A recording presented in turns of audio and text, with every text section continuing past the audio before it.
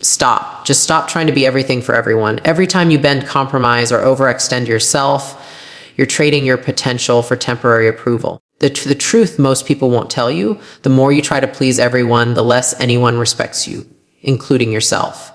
If you keep giving your energy away to people who don't deserve it, your dreams, your focus, and your life will slip right through your fingers. Today, I'm going to show you why saying no isn't selfish. It's how you reclaim your power, attract the right people, and finally become unstoppable. When you try to please everyone, you slowly erase the parts of yourself that make you unique, because every opinion you cater to becomes a tiny edit to your identity, a small cut to your confidence, a silent agreement to shrink a little more. You start noticing that your decisions aren't really your decisions anymore, but a collection of other people's preferences stitched together into something that doesn't even feel like you. You begin filtering your words before you speak, your actions before you move, and your dreams before you chase them, all because you fear disappointing someone who may not even remember the moment you bent for them. You trade authenticity for approval, forgetting that approval fades, but identity lasts. And by the time you notice, the cost feels heavier than you imagined. You lose your voice because you're too busy echoing everyone else's expectations. And the more you echo, the quieter you become to yourself. You start questioning your worth because you've allowed others to define it. And when their validation fluctuates, so does your self-esteem. You live in constant tension, torn between who you are and who you think you're supposed to be, never feeling settled, never feeling whole. You become tired, not physically, but mentally, emotionally, spiritually, because carrying the weight of everyone's expectations is heavier than any workload. You realize too late that being everything for everyone leaves nothing of you for yourself, and that's the deepest kind of emptiness one can experience, and you weaken your potential every time you reshape yourself just to avoid someone's criticism. Because instead of strengthening your identity, you make it negotiable, a fluid thing that others can influence at will. You spend more time managing perceptions than building your real capabilities, and this consumes the energy that was meant for your growth. You unconsciously train people to expect your compliance, and once they learn it, they keep demanding more, pulling you further away from your real strengths. You stretch yourself thin trying to fill roles you were never meant to play, thinking that being agreeable will make you valued. But all it does is make you replaceable. You become someone who blends in instead of someone who stands out because you've diluted your instincts, your truth, your power. You stop trusting your own judgment because you've convinced yourself other people know better than you, even when their lives aren't examples you admire. You start living in a mental fog where your desires and your fears blur into one, making it hard to tell what you truly want anymore. You forget that clarity comes from authenticity, not conformity. And the more you conform, the more confused you feel about your direction. You let people's temporary opinions become permanent limits in your mind, even though their judgments were never rooted in understanding. You end up carrying burdens that were never yours simply because you couldn't say no when it mattered most. And you become trapped in a cycle where you say yes out of fear instead of intention, and that fear dictates the direction of your life far more than your dreams do. You wake up each day already feeling behind because your energy is spread across too many obligations that don't align with who you want to become. You feel guilty when you prioritize yourself, even though deep down you know self-neglect hasn't brought you any closer to happiness. You start performing instead of living, acting out versions of yourself that fit other people's comfort zones. And every performance drains you a bit more. You measure your worth through reactions, approval, comments, and acceptance, but these metrics shift constantly, leaving you exhausted chasing a moving target. You lose the courage to disappoint people, forgetting that disappointment is temporary, but resentment toward yourself lasts much longer. You fear judgment so intensely that you forget everyone is always being judged no matter what they do, so trying to avoid it is a losing strategy. You place everyone's needs above your own, thinking it's kindness, but kindness isn't self-erasing, it's self-grounded, and you've lost the ground beneath you. You feel responsible for everyone's feelings, even when their feelings have nothing to do with you. And that emotional labor keeps you in a state of constant overwhelm. You stop believing you're allowed to take up space just as you are because you've convinced yourself the world only wants a version of you that doesn't fully exist. And every time you bend for someone who wouldn't bend for you, you reinforce a pattern where your value depends on your compliance instead of your character. And that weakens your ability to stand strong when you need to. You begin tolerating behaviors that drain you because you think rejecting them makes you selfish, but accepting them makes you unstable, unhappy, and disconnected from your purpose. You spend time with people who don't respect your boundaries because you've never shown them what your boundaries actually are. And without boundaries, Your life becomes an open field where everyone feels entitled to walk through. You allow criticism from the wrong people to matter more than support from the right ones, simply because you've conditioned yourself to chase the approval you never receive. You feel misunderstood not because you're complicated, but because you've hidden the real version of you behind layers of people pleasing. You drift through life unsure of what fulfillment feels like, because fulfillment requires alignment, and alignment is impossible when you live for others more than yourself. You begin to resent situations you willingly accepted, forgetting that saying yes to something that dims you is the same as saying no to the life that could elevate you. You lose the fire that once pushed you forward. Because fire needs oxygen, and you've suffocated yours under everyone else's expectations. You stop dreaming boldly because boldness requires self-belief, and people-pleasing corrodes that belief day by day. You reach a point where you don't recognize your own reflection, not physically, but emotionally, because the person you've become was designed for others, not for you. The people who truly matter in your life will never require you to stretch yourself into someone unrecognizable just to earn their approval. Because their acceptance is rooted in understanding, not demand, you start realizing that the ones who value you don't cling to a perfect version of you.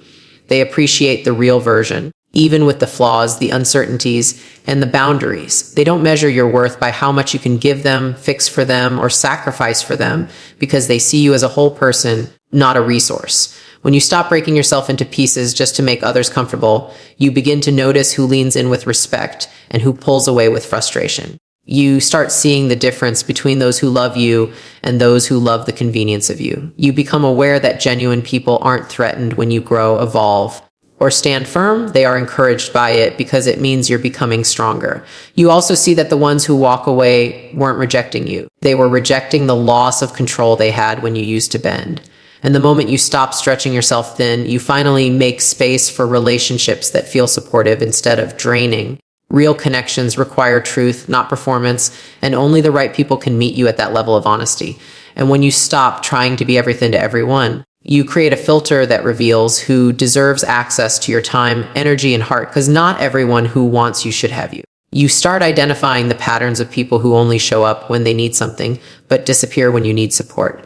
You recognize the ones who applaud your obedience, but not your growth, the ones who encourage your silence, but not your voice, and the ones who benefit from your self-neglect because it keeps you available to them. These individuals aren't your people. They're your distractions, your detours, your misalignments dressed as obligations. When you remove the expectation of constant giving, you stop attracting takers who see your kindness as an opportunity instead of a gift. You begin noticing how high-quality people respect your boundaries without questioning your loyalty, and they don't interpret your self-care as selfishness. They see strength where others see inconvenience, and they admire your clarity even when it means they hear you say no. As your standards shift, the quality of your circle shifts with them, because the right people are drawn to conviction, not confusion. You attract individuals who challenge you, elevate you, and match your effort instead of draining it, and that changes everything. And you also start discovering that your value isn't in how much you do for others, but in who you become when you stop living your life as a service to everyone else's comfort. People who truly respect you don't want a watered-down version of you. They want you in your full expression, your ambition, your creativity, your truth. They don't need you to be endlessly available because they understand that success requires focus and that focus requires boundaries. They don't guilt-trip you for taking time for your goals, your mental health, or your rest because they're on their own path too.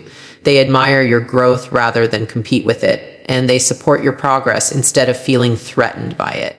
When you surround yourself with people who think like this, you feel lighter, clearer, and more empowered, not because they make your life easier, but because they don't make your life harder. You no longer feel obligated to justify every decision or explain every priority because the right people don't demand explanations. They trust your judgment. You stop feeling like you're constantly disappointing someone because the ones who stay don't weaponize your boundaries against you. They appreciate the real you, and their presence alone reminds you of how valuable authenticity truly is. And the moment you stop bending to everyone's expectations, you start seeing the difference between acceptance and attachment, because acceptance frees you and attachment cages you. People who accept you don't try to shape you into a version that benefits them. They encourage you to shape yourself into a version that elevates your life. They don't get angry when you evolve. They celebrate it. They don't punish you for choosing yourself. They respect it. But people who are attached to the version of you that serve them will resist your growth, challenge your boundaries, and act offended when you stop over giving. They only knew the version of you that was tired, stretched, and compliant, and losing that version feels like losing a personal privilege. These are the individuals who guilt you, confuse you, or criticize you when you start prioritizing your mental, emotional, and personal needs. But the distance that grows between you and them isn't a loss, it's clarity. You are not losing people. You are losing roles you were never meant to play. And with each step away from these roles, you step closer to relationships built on truth instead of expectation, strength instead of dependency, and respect instead of convenience. And you realize that belonging isn't something you earn by giving more than you have. It's something that naturally forms when you're surrounded by people who don't require you to shrink. The right people don't need endless explanations, constant reassurance, or an apology every time you prioritize your well-being, because they understand the importance of balance and boundaries. They don't compare your journey to theirs because they know everyone rises differently, and they don't judge your struggles because they know strength isn't built in comfort. These people challenge you without belittling you, support you without smothering you, and love you without conditions. They don't need you to be perfect. They need you to be real. And the moment you start valuing that kind of connection, you stop chasing acceptance from people who only loved the version you performed instead of the person you truly are. You learn that quality relationships aren't built on constant sacrifice, but on mutual respect, shared growth, and emotional honesty. The right people don't make you feel like you're too much or not enough. They make you feel understood. And when you finally experience that, you realize you never needed to be everything to everyone. You just needed to be yourself with the right ones. Every time you say yes to someone you don't truly want to serve, you are silently saying no to yourself, to your vision, to your goals, and to the life you claim you want to live. You begin to notice how much energy is drained by obligations that don't align with your purpose, how much time slips away when your focus is scattered across too many plates. Each compromise of your attention leaves less space for meaningful action, less space for growth, and less space for the things that could actually move your life forward.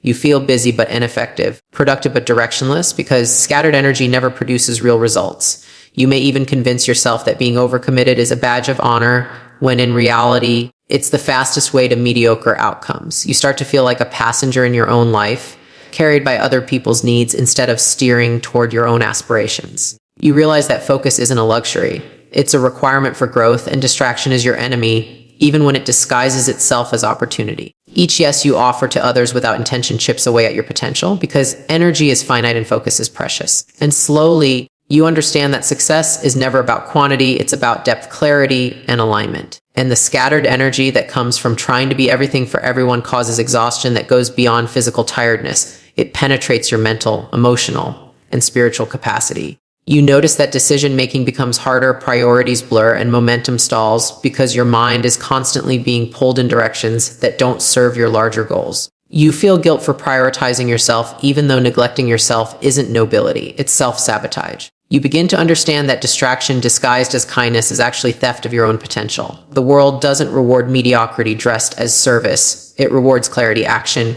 and mastery. And you can't offer mastery when your energy is fragmented. You start realizing that every unnecessary commitment, every obligation accepted out of fear is a chain binding you to mediocrity. You recognize how many opportunities you've lost simply because you didn't have the bandwidth to pursue them fully. You feel the frustration of dreams delayed and ideas left unfinished, all because your attention was spent elsewhere. You begin to understand that real impact isn't made by trying to please every voice. It's made by focusing relentlessly on the right ones. And with this clarity comes the stark understanding that scattered energy is your greatest barrier to achievement. And you notice that when your energy is divided, your relationships, your work, and your personal growth all suffer. You start spreading yourself too thin, giving just enough attention to survive, but not enough to thrive. The work that should excite you feels like a chore. The people who matter feel neglected, and your own goals feel distant because the focus required to reach them has been stolen. You begin to recognize the patterns. Overcommitting leads to underperformance, underperformance leads to frustration, and frustration leads to burnout. You see the truth that being busy doesn't equal being effective. And being liked doesn't equal being respected. You begin to value your time as a non-renewable resource. And with that understanding comes responsibility. Responsibility to yourself, to your growth, and to the results you're capable of producing. You understand that saying no isn't rejection. It's prioritization And prioritization is the difference between a life that drifts and a life that thrives. You start to see the opportunities that arise when energy is concentrated, because focus produces results that scattered effort can never achieve. And that realization changes the way you approach every decision, every commitment, and every relationship in your life. And when you stop spreading yourself thin and begin focusing your energy intentionally, you begin to see how much more you can accomplish with less effort. You notice that depth always outperforms breadth, and that mastery comes from repetition, dedication, and relentless attention to detail. You see the difference between shallow success that fades and meaningful success that endures. You realize that focus is the engine behind progress, and that every moment you spend on distractions is momentum lost. You start to evaluate every yes with a critical lens. Does this serve my goals, my values, my growth? If the answer is no, you begin to decline without guilt, because you understand the cost of compromise. You notice how much clearer your mind feels, how much sharper your decisions become, and how much more powerful your actions are when they're fueled by concentrated energy. You experience the satisfaction of completing tasks fully, the fulfillment of deep engagement, and the momentum of focused progress. You recognize that scattered energy produces scattered results, while concentrated energy produces exponential results. And slowly, the simple act of saying no to the unnecessary becomes the cornerstone of everything meaningful in your life. And the clarity that comes from focused energy transforms the way you approach every aspect of your life, because you no longer allow urgency to replace importance. You see how many distractions masquerade as obligations, and how many opportunities are actually detours from your purpose. You begin to understand that energy is your most precious currency, and once spent, it cannot be recovered. You notice that people who demand constant access to your attention are often taking more than they give, and that boundaries are not just protective, they are empowering. You begin to prioritize what truly matters, focusing on tasks, relationships, and pursuits that create real impact, and letting go of the noise. You realize that by concentrating your energy, you can deliver excellence in everything that aligns with your purpose, instead of mediocrity in everything that doesn't. You see how your confidence grows as your actions align with your priorities, and how respect follows focus. You experience the peace that comes from knowing your energy is working for you, not against you, and that every decision is intentional rather than reactionary. You notice the compounding effect of consistent focus, where small efforts accumulate into extraordinary results. And through this process, you finally understand that scattered energy is not just a habit, it's a choice, and choosing focus is choosing power. And you start recognizing that focus and boundaries are intertwined, because saying no to distractions is also saying yes to growth. Every time you protect your attention, you reinforce your vision, strengthen your purpose, and honor your potential. You notice that success isn't a result of constant activity, it's a result of meaningful activity, guided by clarity and executed with discipline. You see how many wasted hours could have been transformed into momentum if energy was applied intentionally rather than diffusely. You begin to value your own time above fleeting approval, understanding that people who respect your focus are the people worth investing in. You start to experience the satisfaction of completing big, meaningful projects, because focus allows depth, not just breadth. You notice your creativity expands when your energy isn't fragmented, because the mind thrives in space that isn't cluttered with distractions. You feel the empowerment that comes from taking control of your attention, realizing that energy management is a form of self-mastery. You finally understand that the key to building something significant lies not in doing more, but in doing what matters with undivided attention. And every step toward that focused life feels like reclaiming a piece of yourself that was lost in the chaos of trying to be everything for everyone. Your value increases the moment you stop trying to be accessible to everyone, because being available to everyone dilutes your presence and undermines your impact. People often mistake constant availability for generosity, but real generosity is selective, intentional, and grounded in boundaries. When you become selective, you no longer give your energy to every request, every expectation, and every distraction. You focus only on what aligns with your purpose, your growth, and your vision. This doesn't make you selfish. It makes you effective, powerful, and respected. You begin to notice how many people previously drained your energy simply because you let them. You start protecting your time like it's the rare currency it truly is, and in doing so, you gain control over your life. You realize that boundaries aren't walls. They're filters that keep out noise and allow what truly matters to enter. Every time you say no to the unnecessary, you say yes to your potential, and in that yes, you start to find freedom. And becoming selective also teaches you the difference between people who are present for you and people who are present for what they can get from you. The right people won't resent your boundaries. They will respect them because they understand the value of clarity and integrity. They will celebrate your growth instead of feeling threatened by it, because they see that your rise doesn't diminish their worth. The wrong people, however, will push, manipulate, or guilt you, trying to reclaim the version of you that was endlessly available to them. But when you've learned to be selective, their tactics lose power because your focus is rooted in intention, not obligation. You start choosing your circle with precision, understanding that high-quality relationships are built on mutual respect and alignment, not convenience. You stop chasing approval from people who will never offer it authentically. Instead, you invest in people who mirror your values, energy, and vision. The right connections amplify your growth, while the wrong ones drain it. Being selective isn't about exclusion, it's about elevation. And power grows in the space you create when you limit your availability to what truly matters, because undivided attention produces extraordinary results. You notice that your decisions become sharper, your actions more deliberate, and your output more impactful. People who try to occupy that space without contributing positively begin to fade into the background. You realize that scarcity doesn't diminish generosity, it enhances it, because what you offer is no longer diluted by overextension. Your focus becomes magnetic, drawing the right opportunities and the right people toward you, while distractions naturally fall away. You also start to recognize the cost of prior overcommitment, the opportunities missed, the energy wasted, and the potential delayed. But instead of regret, you feel clarity, because now every yes carries meaning and every no carries power. You learn that being selective doesn't limit influence, it multiplies it. In protecting your energy, you protect your trajectory, and that's the foundation of sustainable success. And boundaries and selectivity also allow you to cultivate depth rather than breadth in your relationships and pursuits. You begin to invest fully in the people, projects, and goals that resonate with your values and aspirations. The energy you once scattered is now concentrated, producing far greater results than anything you attempted while trying to please everyone. You discover that your presence matters more when it is deliberate and intentional, because people sense authenticity and conviction. The wrong connections no longer weigh you down. They drift away naturally, revealing the people who truly belong in your life. You start to realize that being selective isn't a privilege. It's a responsibility to yourself, to your goals, and to your impact. You notice that your influence grows exponentially when your efforts are concentrated on the right areas instead of diluted across endless distractions. Every choice to be selective is a choice to honor your potential, and with each choice, your confidence, clarity, and power expand. And as you practice selectivity, you begin to see that freedom is the ultimate reward, because freedom comes from choosing who and what deserves your energy. You no longer feel obligated to justify your choices to people who will never understand them. You realize that trying to please everyone only leads to resentment, burnout, and stagnation, while selectivity creates space for growth, creativity, and fulfillment. The right people gravitate toward you naturally, drawn to your clarity and conviction, while the wrong ones fade, no longer draining your attention or energy. You start living by intention instead of reaction, and that shift changes everything. Your priorities become clear, your boundaries firm, and your focus unshakable. You feel empowered in a way you never did when you were constantly overextending yourself. Each deliberate decision reinforces your value and magnifies your influence. In learning to be selective, you finally understand that power is not about being everywhere or available to everyone. It's about being fully present where it truly counts. And ultimately, the people you choose to keep close, the projects you choose to pursue, and the opportunities you choose to embrace define your path more than any external pressure ever could.